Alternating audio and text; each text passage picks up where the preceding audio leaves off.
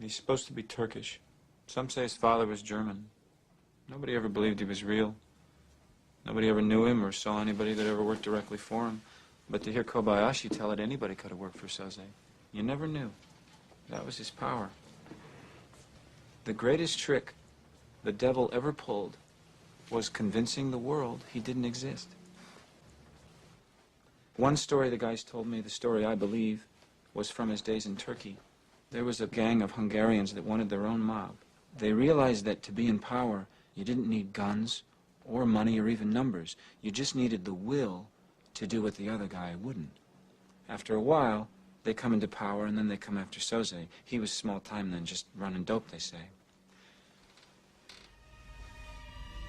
They come to his home in the afternoon, looking for his business. They find his wife and kids in the house and decide to wait for Söze.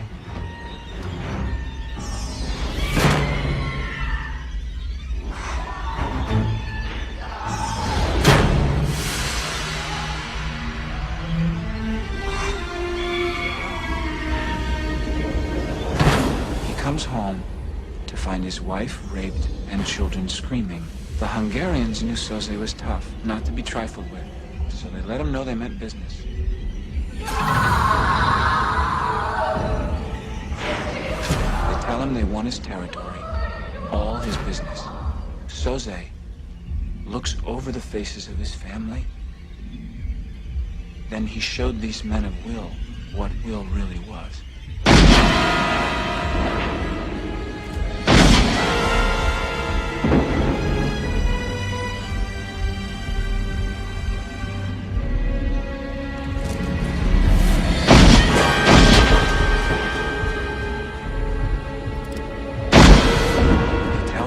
He would rather see his family dead than live another day after this. He lets the last Hungarian go. He waits until his wife and kids are in the ground, and then he goes after the rest of the mob.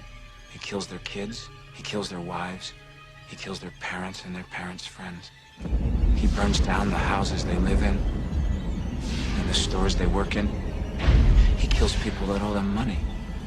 And like that, he's gone.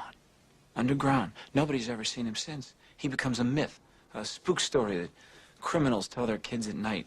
Rat on your pop, and Kaiser Söze will get you. And no one ever really believes. Do you believe in him, Verbal? Keaton always said, I don't believe in God, but I'm afraid of him. Well, I believe in God. And the only thing that scares me is Kaiser Söze.